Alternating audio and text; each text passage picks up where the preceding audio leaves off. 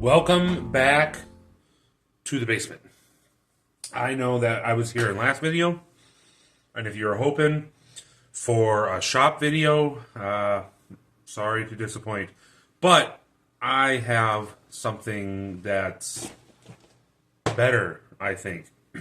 I made my wife a Bible cover years ago. I think I have pictures of it on my Facebook and on here. And I was going to make a Bible cover for myself, and I just never really did. So, here's the cover. I'm going to do a video on doing some tooling of it. I'm going to be doing some scroll work with a flower. It's hard to see, it's curled up.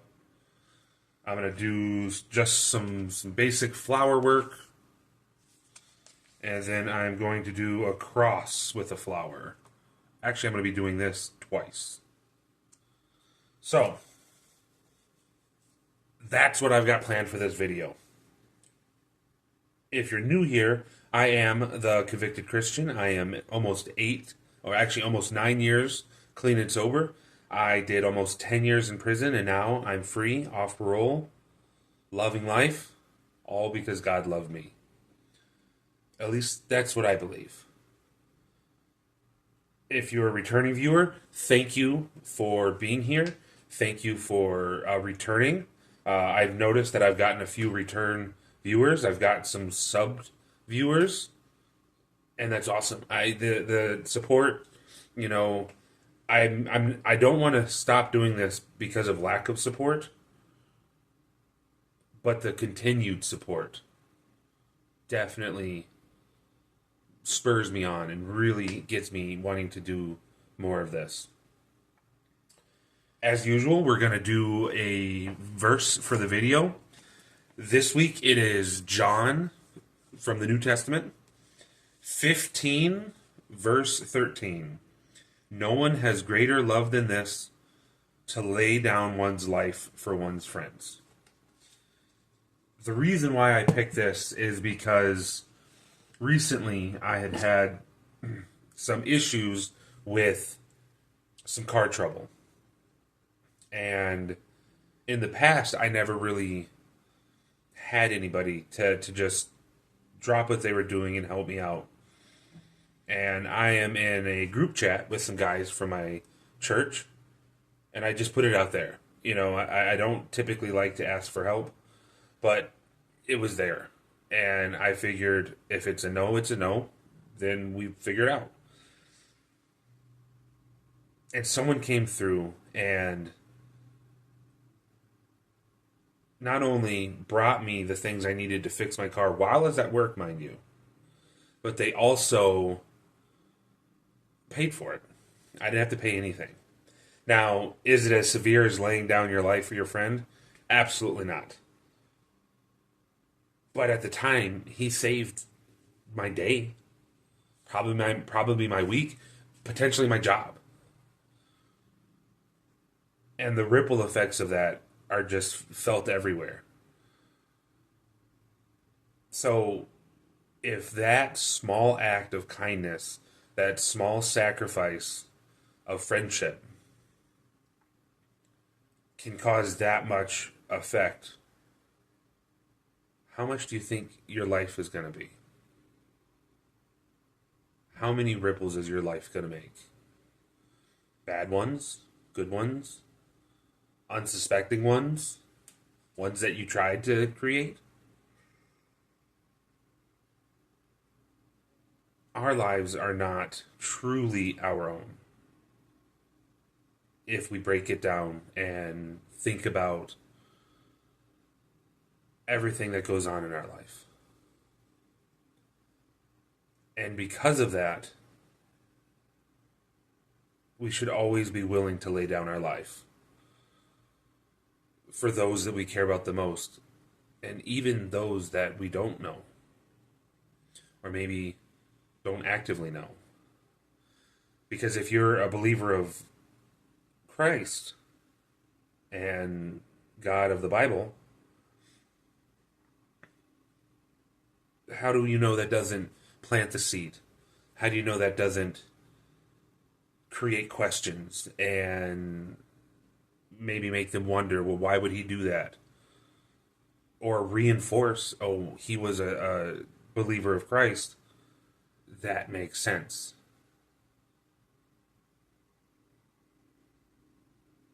We have so much to give each other, even if it means the end for us. And we so routinely just write it off as, oh, it doesn't really matter. Especially me. I used to think that anything I did, it just didn't matter because I'm not worth it. I'm not as good at it. I'm not the top level of whatever it is that I was doing. And because of that, I short-shifted myself, which in turn then short-shifted the people that I was actually trying to help or do something with. Because when I short-shifted myself, I didn't give them the best of me. And if laying down my life is something that is going to further the kingdom and hopefully put someone else in a position to start believing or for Christ to work on their heart and push them in the right direction, if I short-shift them that and I don't lay down my life, will God still be able to use it? Absolutely.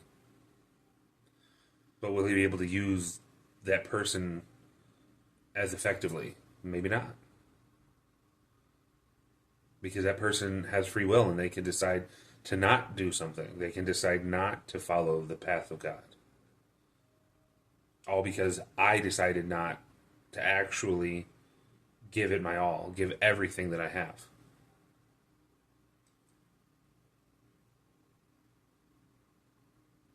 So,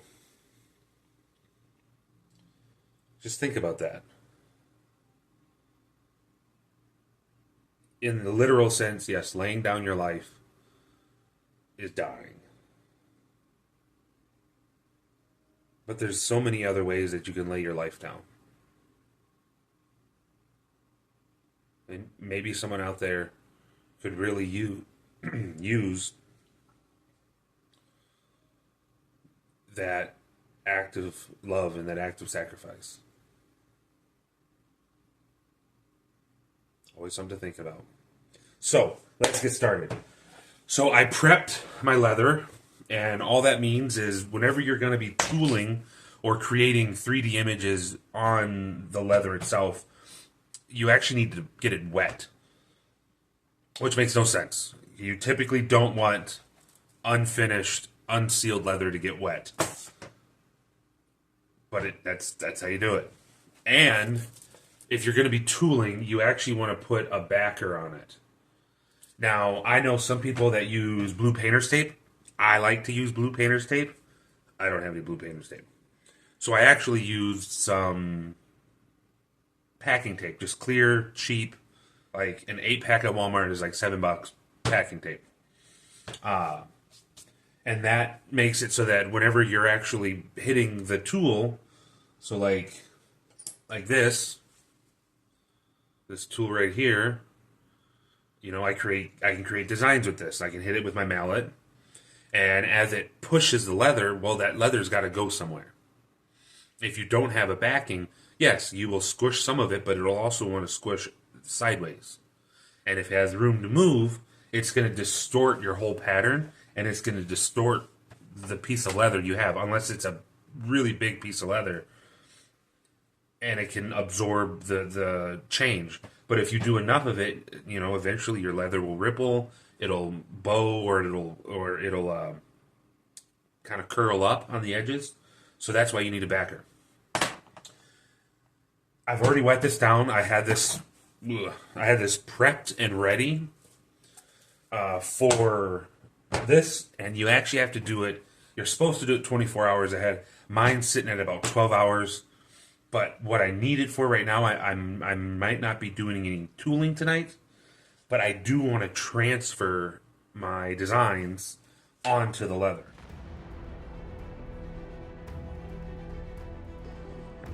One of my biggest struggles that I've always had was when I was making the choices that got me sent to prison or allowed me to use substances or over drink,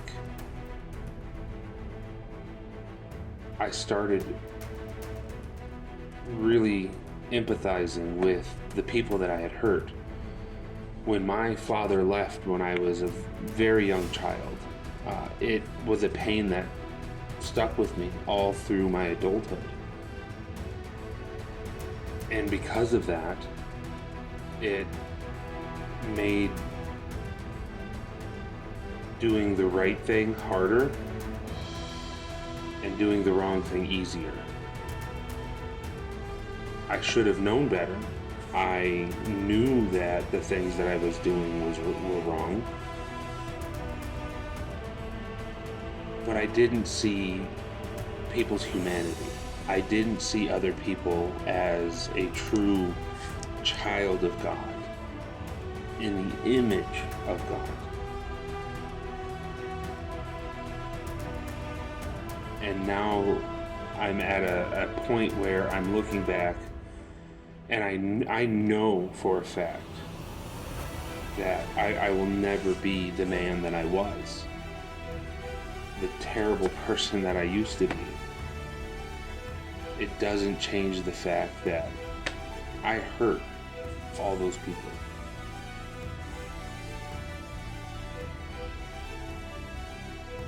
And because I was hurting, I didn't care at the time. And when I started having these feelings, it almost took me away from Jesus. It almost took away, well, I'm can be saved. I'm not too far gone, and I was ready to allow myself to fall back into that person, because if that's who I am, that's who I am. If you're struggling with this, because it is a struggle, it is painful,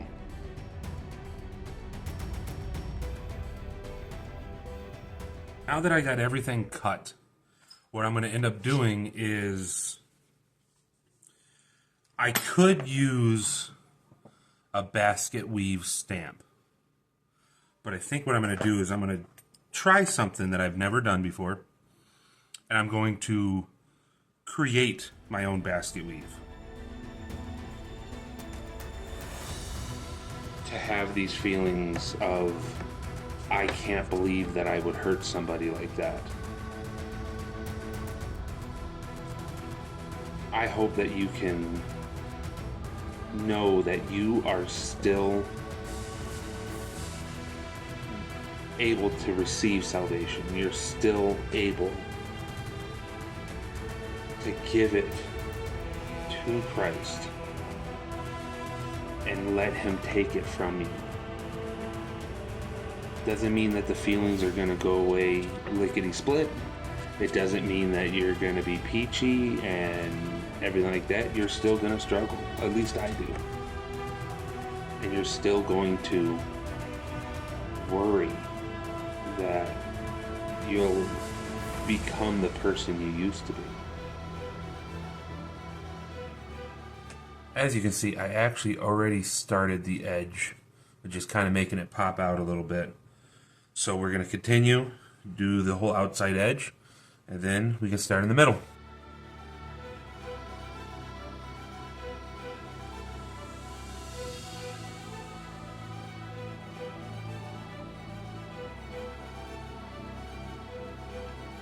But that doesn't have to be the end of your story. That doesn't have to be what happens with you. Those people, they were hurt. It's in the past, you cannot change it, but you can pray and seek that they will come to Christ and they will come to salvation, so that they can let go of that hurt and they can let go of that pain. And it's a comforting thought that if they choose to come to Christ, He'll take that away, because there's nothing that I can do that will. And there's nothing you can do that will.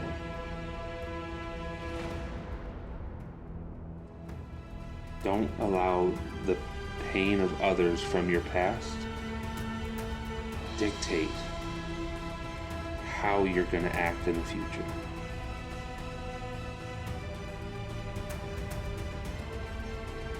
If you're a changed person or you want to be a changed person, let those feelings come and then let them go. Give them to Christ and then continue on your path. Continue persevering. Continue healing from your hurt, because they need to heal from theirs.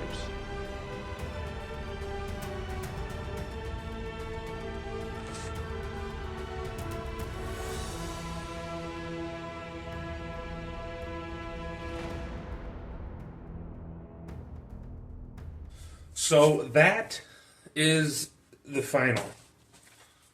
I think this is going to be, peeking over the edge, going to be a pretty nice Bible cover. And this would be the front, because it folds like this.